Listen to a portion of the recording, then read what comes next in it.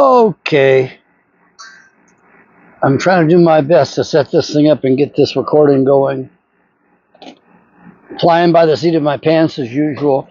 I am so grateful that I was able to rebuild these with better pads.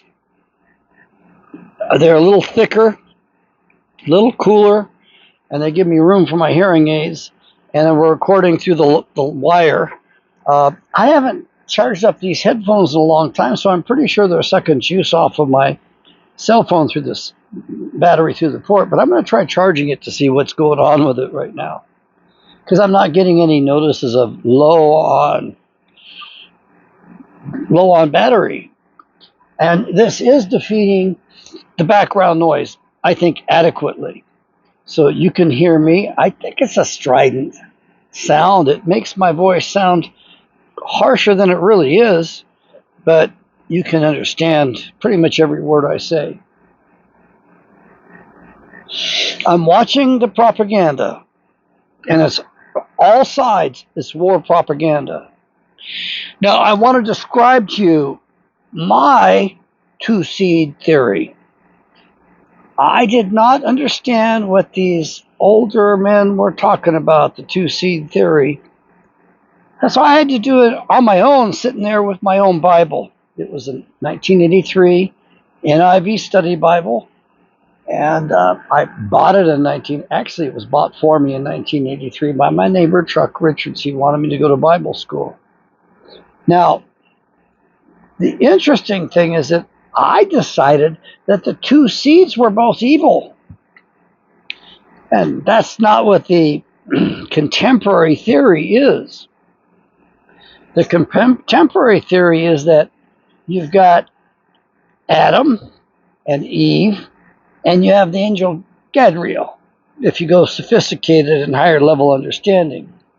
And you have two sons by two different fathers. You have Cain, fathered by Gabriel, the fallen angel, and you have Abel, fathered by Adam. That's the two-seed theory, and the descendants from them are the problems. But for some reason, I want to step different. I want to say further. If you think it's further and support my theory, then great. If you think that I went too far, then let me know down in the comments. We really need to get more interactive. My videos are buried. On Facebook, they bury them. On YouTube, they bury them. My friends who try to look me up usually have to beg me to send them another link because they can't dig it out. And even I have trouble finding my own channel. It's that lowly regulated. So do give me a thumbs up. And you can give me a thumbs down, but I would beg you to tell me why. By the way, the thumbs down help the algorithms too, from my understanding, but who the hell knows? I haven't gotten a thumbs down yet. I'll probably get it this time. By the way, in Roman times, the thumbs up meant kill the son of a bitch for the gladiators, and the thumbs down meant don't kill him. It was the opposite of what we have today. Now we go, hey, yeah. See how things have turned on us so many ways. So let's you and I talk about the proper two-seed theory. There were two lines of evil. One of them came from Abraham's, hold on a second. Abraham's son, Ishmael. And we do not have good data on it. There's not much in the Bible on that for us to support that. But we do have enough in there that I'm pretty certain that's correct. Now, and I should open the Bible up and I should read the descriptions of Ishmael. And I think I better do that, because if I don't do it, I'm liable to forget it and never do it. So let me put you down on the stand here. And I got to put some light on the subject. And I'm going to go to this because a friend of mine had some difficulties understanding things. And he thinks I'm right. Well, that's always a flattering thing. I think I'm questionable at best. So we're going to the proper name version of the King James Bible, which is far better than any other version in the modern English. And we're going to Genesis. And the thing is that we're looking for a peculiar section in here, which I think a lot of us kind of skip over. And I don't know if I can find it right away, but I'm going to do my best. So my two-seed theory is that you got two seeds of evil. Those who are descendants of Ishmael are okay, but one of Ishmael's children or one of Ishmael's grandchildren married a Canaanite.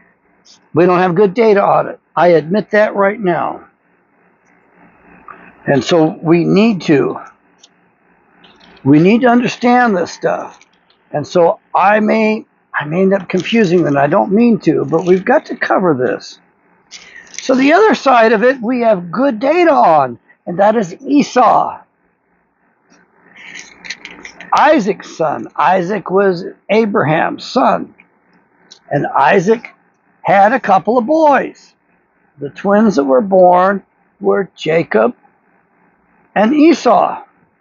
And one of them, well, I believe it was Esau came out first.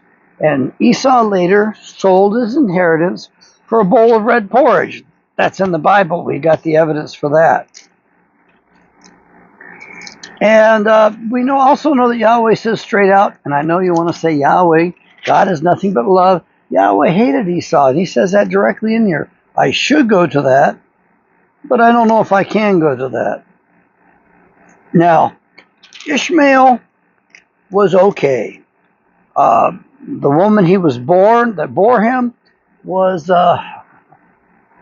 good God. Oh my God, Sarah's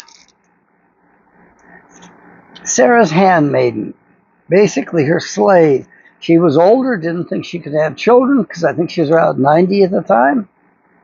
And of all the damn things, she decided, well, I'll take my servant girl and I'll have children through her.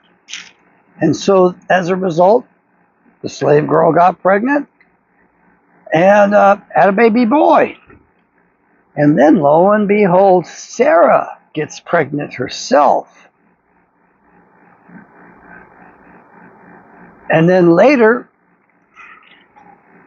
I do not like being interfered here, but later, what happened is Sarah's son was the younger son, and everybody believes that the older son inherits things. He gets the bulk of the inheritance. He's also responsible to make sacrifices for the son, for the whole family. And that's his job. The oldest is dedicated to the service of the Lord. That has been the tradition. Now, oh boy, I'm looking for this, and I just searched it for a friend of mine, and I found it.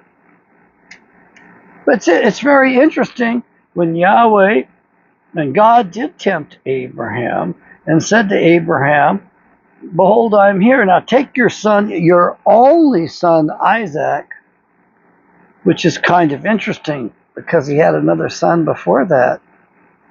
Yet he was talking about your only son. And this is God here. It's not, the angel of Yahweh is mentioned here. So does the Bible have this right? Does Yahweh have this right? Did he make a mistake? Did he forget about Ishmael, born to Hagar? Well, the problem was that Hagar taunted Sarah while she was pregnant. And that set things up for a real bad problem later on. And she taunted Sarah so much that it plagued Sarah. It bothered her spirit. It bothered her soul tremendously. And so at a certain point after she had her child,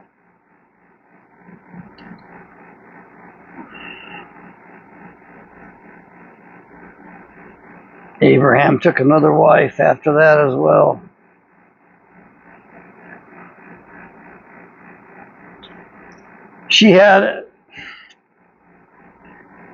Sarah insisted that her husband Abram put out the servant girl and the servant girl's son Ishmael. And Yahweh told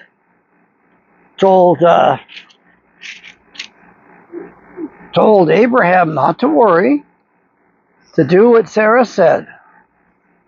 And then the interesting thing was that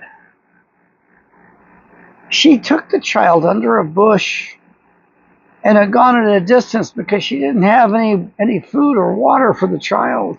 And the child was in the shade, and she didn't want to listen to the child cry, and she couldn't bear watching the child die.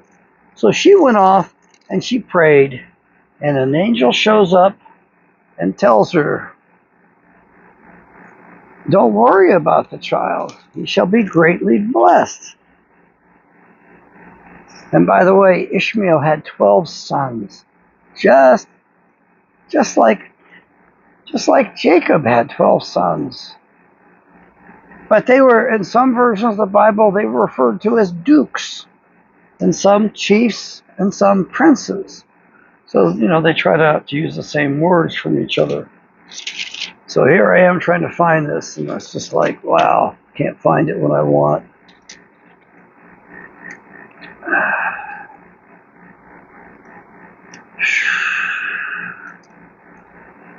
Genesis chapter 17, verse 19, and God said, "Sarah, your wife, shall bear you a son indeed, and you shall call his name Isaac." Laughter. "And I will establish my covenant with him for an everlasting covenant, and with his seed after him. As for Ishmael, I have heard you. Behold, I have blessed him and will make him fruitful, and he will multiply him exceedingly. 12 princes shall he beget, and I will make him a great nation. But my covenant I will establish with Isaac."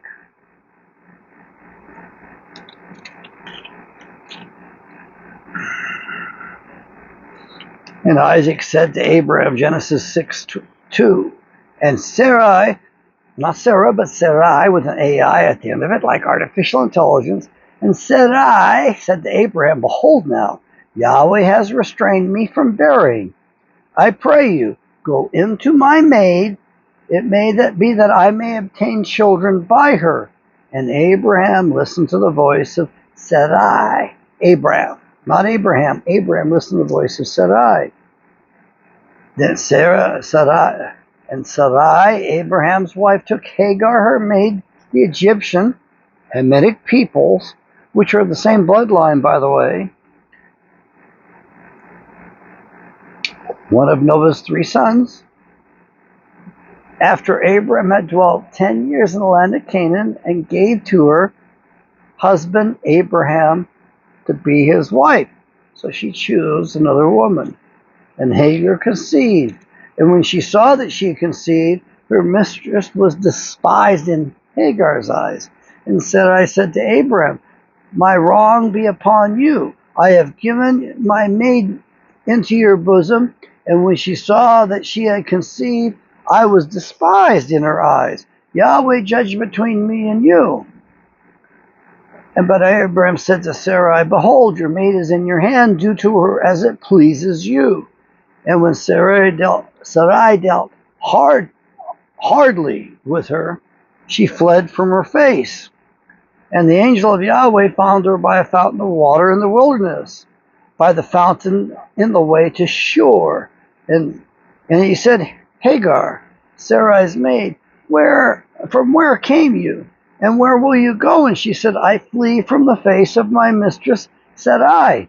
And the angel of Yahweh said to her, "Return to your mistress and submit yourself under her hands." Remember, Yahweh blesses self-defense, not rebellion. And the angel of Yahweh said to her, and remember, the angel of Yahweh often refers to, we think, is an early visit by Yeshua the Messiah, by Jesus, said to her, "I will multiply your seed exceedingly, that it shall not be numbered for multitude." And the angel of Yahweh said to her, "Behold, you are with child, and shall bear a son, and shall call his name Ishmael, because Yahweh has heard your affliction." Now here's what I was looking for. Genesis 16, I got to get my ink pen out. I use the Vic. I don't get paid for this. If you go buy one at Walmart, they're $3 a piece or $12 for whatever, for a pack of 4, I think. Now, I'm circling Genesis 16:12 because I failed to do that the other day. I looked it up for Stephen Dale and didn't mark it. Because Yahweh has heard your affliction, verse 12, and he will be a wild man, Ishmael. His hand will be against every man, and every man's hand against him. And he shall dwell in the presence of all his brethren. And she called the name of Yahweh that spoke to her. You, God, sees me, for she said, have I also here looked after him that sees me? Anyway, Hagar bore Abraham a son, verse 15, and Abraham calls his son's name, which Hagar bore, Ishmael. So that's one message right there. I'm going to dog ear that page because that's very important. He's going to be a wild man.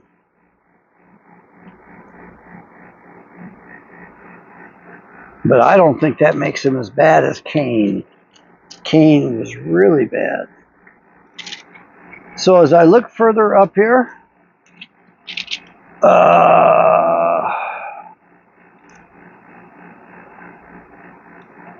he was blessed with 12 sons, just like Isaac's son Jacob, who became known as Israel, was blessed with 12 sons. Very interesting, the parallel construction, if you will.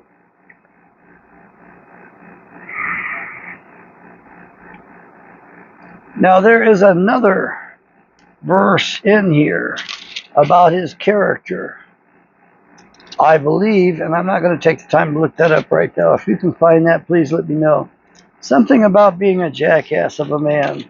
That may be what the words were in previous versions of the Bible, previous editions.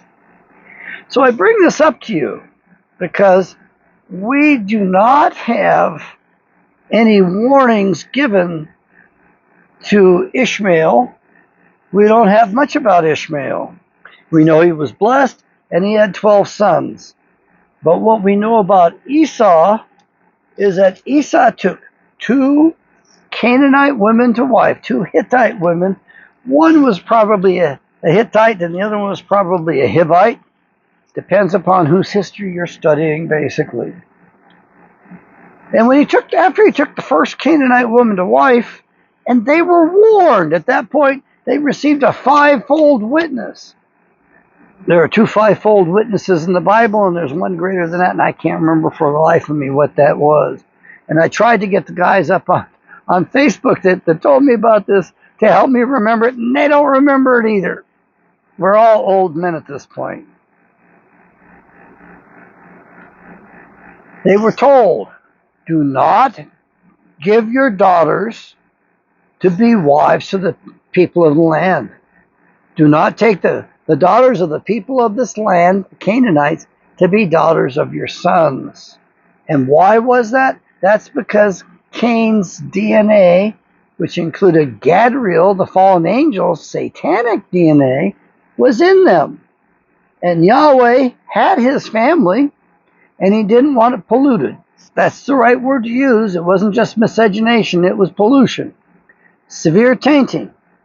And anyone who violated that directive, which Yahweh says 5 times, was kicked out of the family. Well, Esau didn't listen to that apparently, and he went and took a Hittite woman to wife, and poor Rebekah. She just had 2 boys. She had Esau and she had Jacob. And Esau was 40 years old. Let's see if I can find this. I need to read this more for sure before I'm going to talk to you about it. I got to know it much better.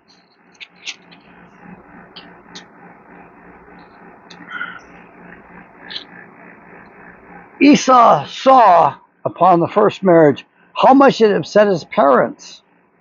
And Esau doubled down. And Rebekah went to her husband, Isaac, and said, Well, actually, she didn't do it then.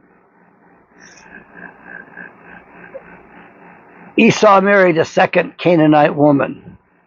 It was at that point, I believe, that Rebekah approached her husband and pleaded with her, if my son Jacob marries a Canaanite woman, my life will have been for naught. It will have been for nothing, as for nothing. Now, Esau had already sold his inheritance. He was already kicked out of the family. I mean, he was excommunicated by Yahweh. Yahweh said 5 times, this is the rule, this is the law. If you break it, you're screwed.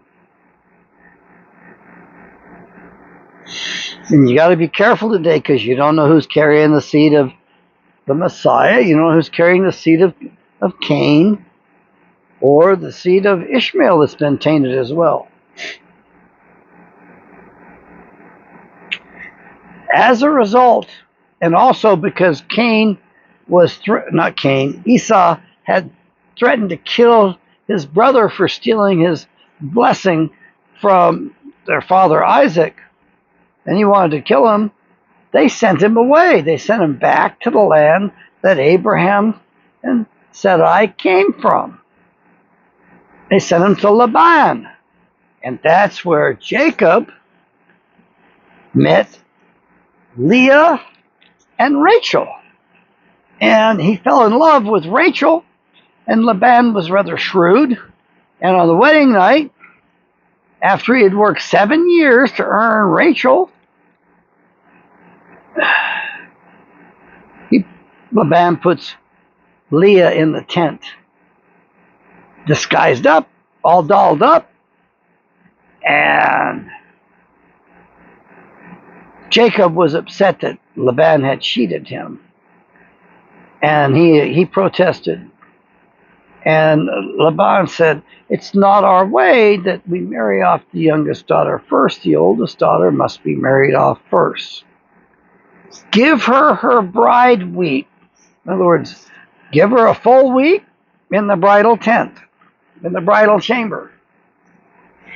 And work for me another 7 years, and I will give you Rachel.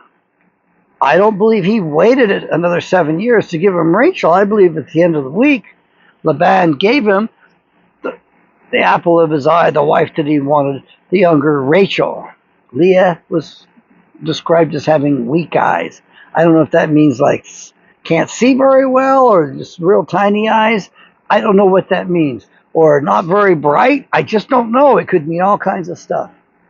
So the main thing here is that after Esau had taken 2 Canaanite women, Hivite women to wife, he repented. He had children by them.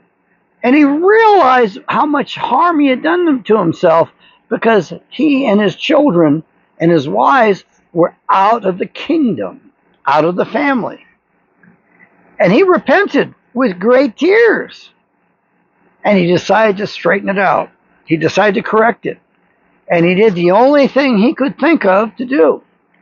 He went and married a daughter of Ishmael. And apparently this was a daughter who was actually pure Hamitic, pure Israelite, pure Caucasoid. So there was nothing wrong with her. There was no miscegenation there. And more importantly, there was no satanic DNA in her. And even though he took a proper wife,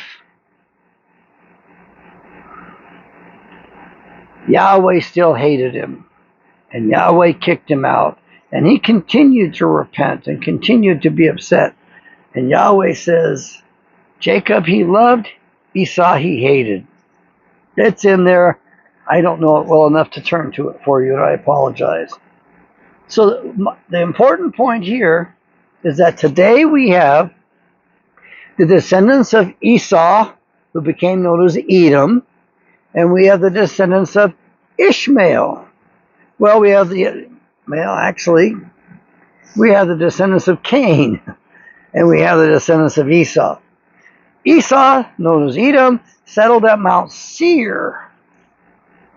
Yep, in the southern part of the land of the Promised Land, Israel. Very rocky mountain, easy to defend. So he took the high country, lived up in the crags, up in the rocks, which they do today, this day, over in Switzerland, in case you're wondering. So, what I'm getting at is I want you to understand what Edwin told me. And his friends knew him as Andy. Edwin Kroger, dear friend, who introduced me to a lot of stuff. I really lamented the day. I really lamented his passing, but I had no idea that he had been misled by a woman more intent upon making money and basically cheating him out of his life. Several of us in the faith have wanted to approach this woman, but we don't bother with her. We just don't talk to them. You know, there's other problems too with that couple that we suspect, but we just don't know, so we don't talk about it. We just avoid them.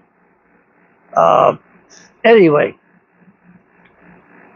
Andy talked to me long distance in Alaska, befriended across Facebook, and I explained to I listened to him for 2.5 hours straight one time, and he told me, "Man, you're a fast learner." I says, "Hey, man, I've been working on this since I was about 5 years old, 7 years old. I've been working on this a long time. You're filling in the missing pieces of the puzzle," and the missing pieces were disturbing for me. Once I found out that Eve had been seduced by Gadriel, I was depressed for 2 weeks. I was in the doldrums. I was like, wow, I can't believe this. But the point I want to make to you at this point in time in history is they're both evil at this point. They are the two seeds of evil that came from Edom, from Esau. And we believe that Ishmael, and we don't have good data on this, one of his children or one of his grandchildren married Canaanite wives as well. And they became the Ishmaelites. This is important. I think the Palestinians and a lot of the people in the Middle East are descendants of Ishmaelites. But I think as far as the Edomites, they are the greater evil. They are more dangerous, and they come out of ancient Khazaria. Satan worshippers that pretend they are Jews. And so I know that we want to, right now we're siding with the Ishmaelites against the Edomites because we're waking up to the big evil. But I want you to understand this, and I want you to share this with others, and I want you to be able to tell the story, and I apologize because I'm not that highly organized on this. I do not study for these things. Every time I prepare for them, it goes to hell, man. So I do it by the seat of my pants, a flow of consciousness. So you have two seeds of evil. You have the Ishmaelites, and you have the big bad ones, the Edomites. And the Edomites have been busy manipulating the Ishmaelites to murder people. And so when we look at the number of people, and the Ishmaelites for the most part became Islamists, Muslims. And if we look at history, we say, wow, how many people have been murdered in the name of Allah, or their sin god, their moon god? How many people have been murdered in the propagation of Sharia law and the Muslims? And if you want to add it up, it's like they look like the greatest killing machine, because it adds up to, as I remember years ago, 450 million people killed since the founding of Islam. 450 million people killed by them. But I want you to think of this. The ones behind them, pushing them forward, are the Edomites. So in a very real and proper sense, the Edomites are responsible for 450 million that the Ishmaelites killed. There were great wars over in India. It was the Sikhs that went against the Muslims and defended the Hindus, because the Hindus wouldn't kill anybody because of their religion. It's kind of a weird religion, but I think they got something to offer us as well. Now, How many people have the Edomites killed? Well, right now, recently, they killed about 1 billion, I think. And last century, they killed somewhere between 100 and 200 million. And they're not done with their weapons against us. They're not done with what they already launched upon us. And so, reading the Bible, it says 1/3 of us would fall off. I don't know if they got 1/3 in this first go round of this crap they did to us a few years back. But there's a second go around coming from my reading in the book of Revelations. A second time. Now, a second pass, if you will, of the angel of death. And that, again, is another 1/3 of the world's population will be killed by that. That's coming. And they're going to do that, and it's going to be actually much, much worse. Because they're going to succeed at this rate. And if you do the math in two different ways, you could say, well, that brings us down to 1/3 of the Earth's population. If you do it as a total sum, 1/3 minus 1/3 leaves you 1/3. But if you do it as what is that called? Compounding interest, so to speak. That means you're going to get 48%.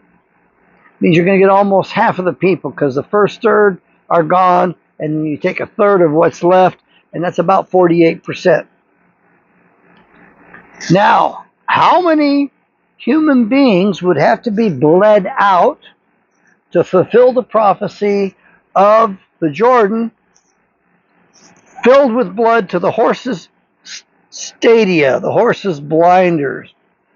The bit and the stadia help to control and rule over that animal, to rein it in. Well, I got an acquaintance who did the math. How many liters or quarts of blood and how many liters or quarts of water would it take to fill that river that gets a mile wide during flood stages? How many would it take? And he came up with a number.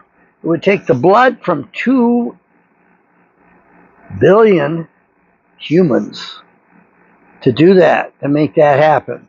Now, I really don't want to see that happen, and I'm not too happy with Yahweh because it's in his Bible here, but it's in there.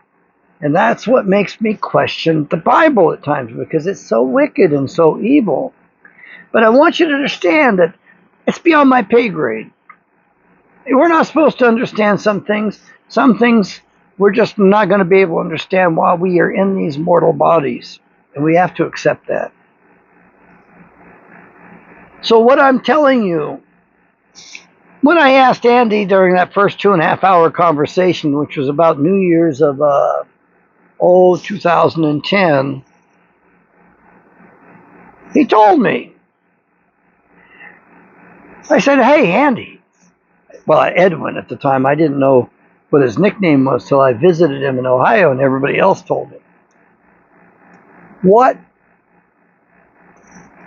How do you explain the Middle East? And so I'm going to explain that to you. I want you to understand that. So I don't know whether to call this the 2 seeds of evil, my 2-seed theory, or if we want to go as far as to say understanding the world today in the big picture. I would appreciate you telling me what I should be using for a title on this video. Please let me know. Please help me to title this video. Andy says, well, Andy was a farmer. Very common sense. Better sense than I had. Not as educated. Not born with quite as much horsepower. You know, upstairs. But he had mastered the Bible. He had read the Bible. He had understood it.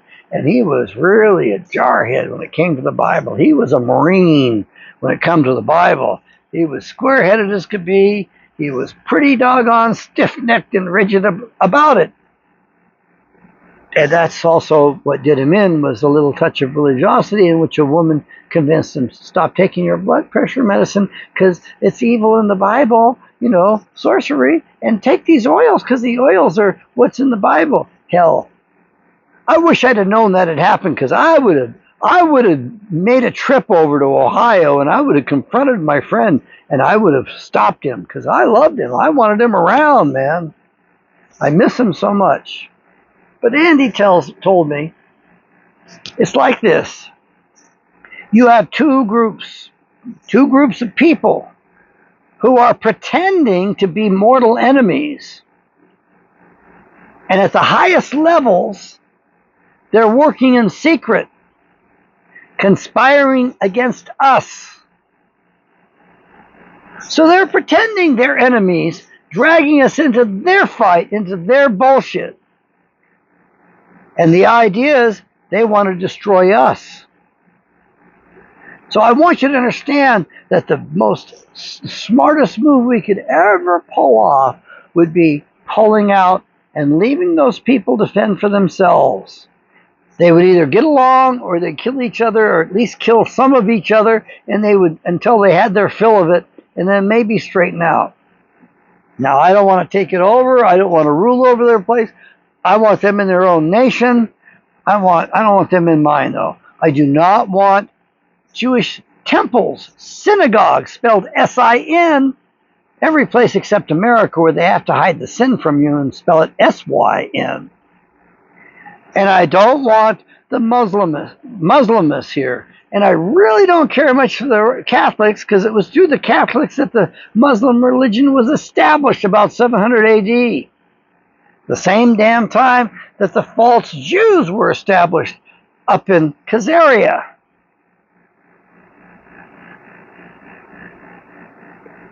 So you and I and all of these Western nations, these people who do not know they are Israelites, they don't know that they have claim to Israel at all, we're all targeted. And they're going to take us down. They have got world dominion right now, and they're going to take us down. And they're going to rule for about an hour, which God's hour is pretty damn long. I really don't want to deal with that one. I mean, I believe a year for Yahweh is 12,068 years. And imagine that an hour is going to be what? Do the math for me, somebody. Divide 365 or 365 and a quarter into 12,068 years.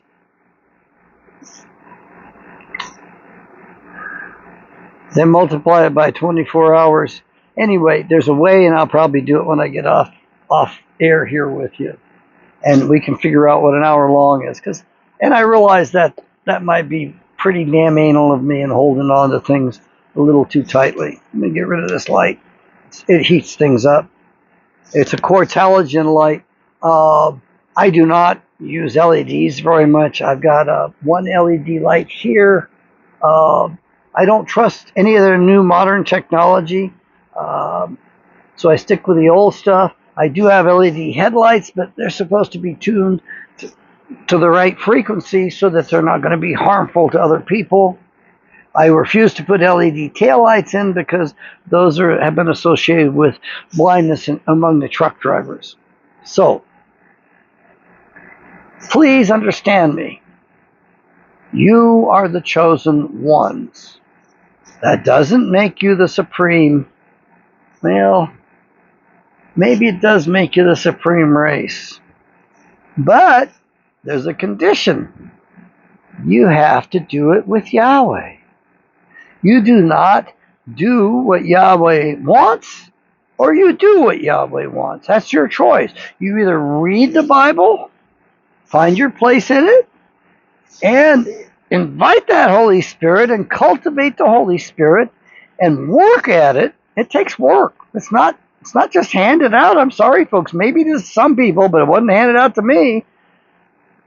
But you have to cultivate the Holy Spirit. And even Paul went into seclusion for 17, almost 20 years before he went out doing his mission.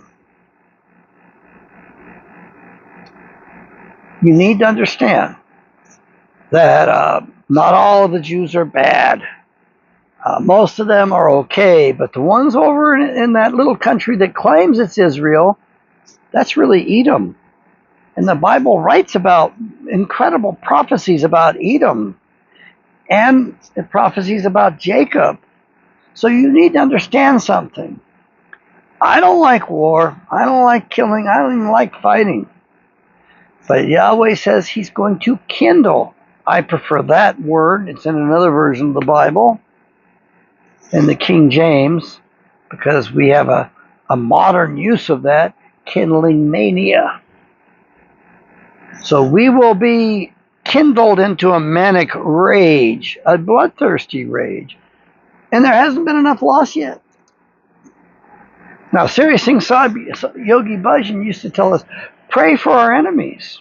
They haven't been giving us enough trouble. And I can appreciate the strategy and the tactics. But the problem is, we need to be in our own borders, in our own countries.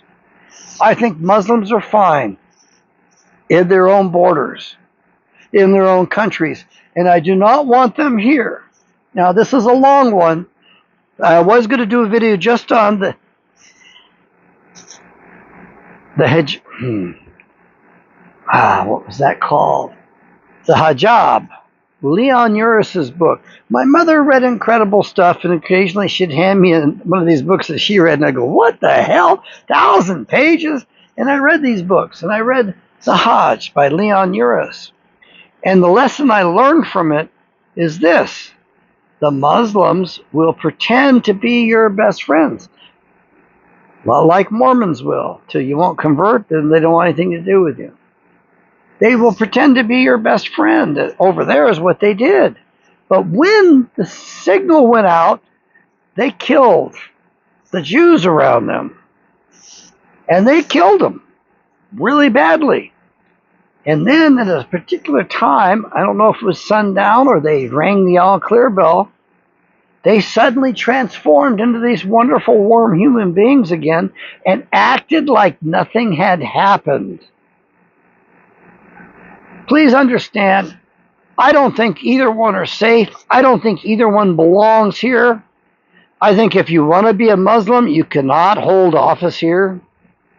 And I don't think we should let them build any of their institutions on our land. I don't like the Catholic Church much either. I don't like organized religion much at all. I believe in biblical Christianity, and that's it. Because if you don't understand this, you're going to be swept along with the floods of deception. So Leon Uris characterized the Ishmaelites for us. And that's pretty bad. I mean, that's going against the other people because they aren't the same. Because they weren't Muslim converts. And they want to do that here. I think we need to invite them to leave. And if they want to leave on good terms, may God bless them. Yahweh bless them.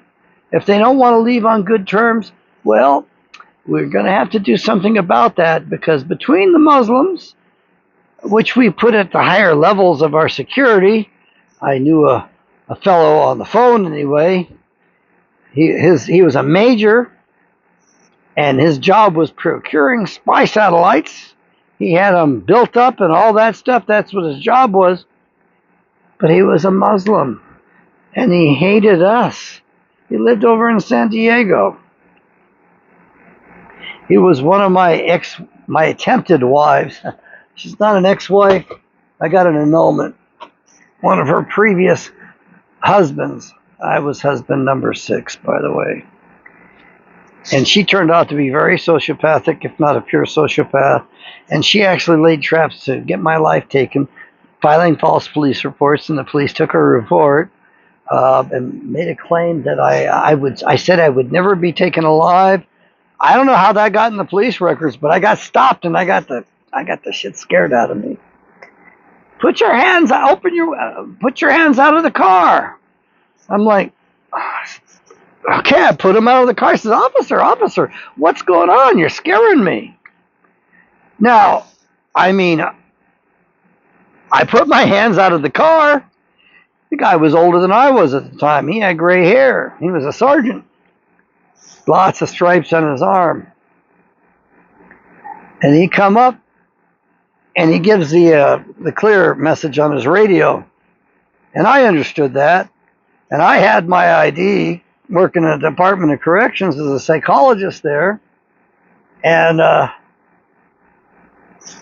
he says, I stopped you because you ran a stop sign. There were like 2 stop signs in a row, kind of weird ways, 100 feet apart, 50 feet apart, something short. And he says, you didn't even see me, did you? I said, no, officer, I didn't see you. He says, well, you ran a stop sign. I says, well, I didn't mean to. I didn't see it. He says, well, obviously you didn't. And he says, well, I had 6 cars ready to come in here. You know, they're going to back him up because I was a dangerous man. And, I told him, I talked with him long enough that he let me know that there was something in the record that was not accurate.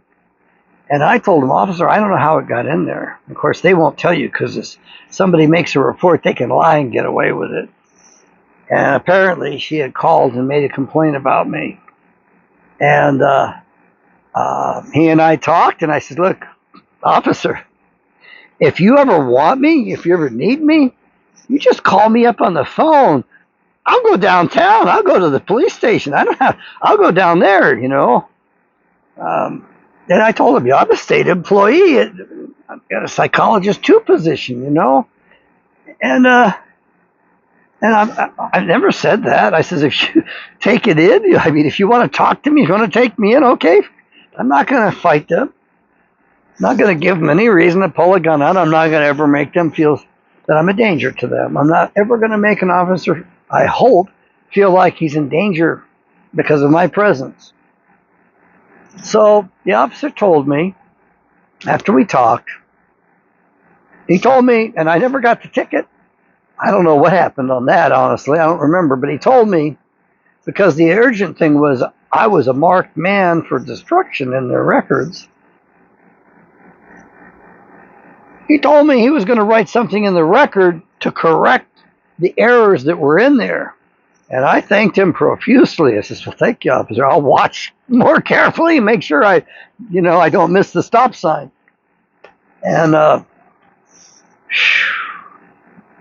so we've gone for 45 minutes, which is really too damn far. If you've come this far with me, I really thank you. Profusely thank you. Why I think about that, I guess I'm bleeding out all over the place, like a borderline maybe. Look, we are in trouble in this country. We have 2 groups that pretend they are enemies. And at the highest levels, they're working together against us. I want you to understand that. You need to understand that. And the Saudis, you might think that they're Muslim. No, they rule over Muslims, but they're Jews. They're Edomites. And you need to understand that some Jews are not Ashkenazi. Some Jews are Sephardic. But, you have to go on an individual basis. You have to look at the fruit, what they're doing. Now, I'm not telling you to go marry one. I'm not telling you that, to go do business with one. What I'm telling you is to step back a bit, and if they're kind to others and kind to you, they're okay. If they're not kind to others and they're not kind to you, then avoid them like the plague. It says at the end that we are going to return home to the promised land.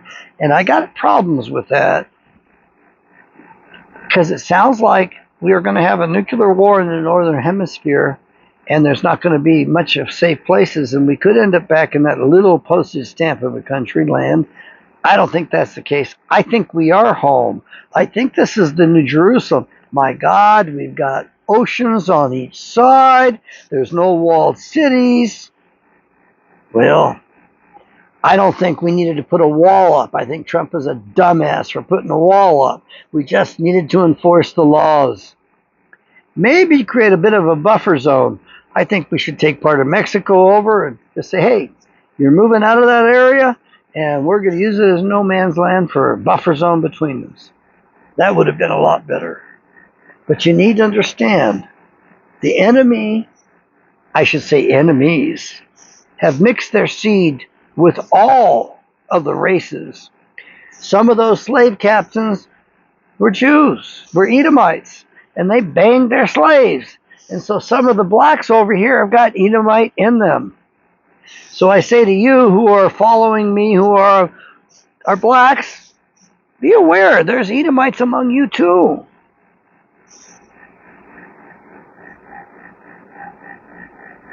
And I hope you'll join us. I really do. I hope you will read the Bible.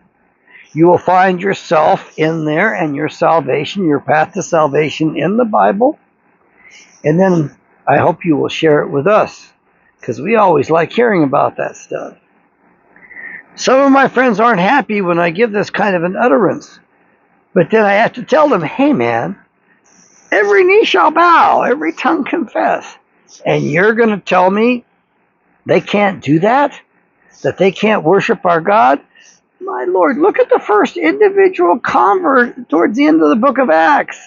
He was from Ethiopia. And then one of his parents was obviously a Judean, and one of his parents was an Ethiopian. And he was working on the queen's court. And he went home. His father must have been the Judean. But he went home for the temple celebrations like was commanded. This cat was well educated, had a copy of the Bible. Imagine how much that must have cost.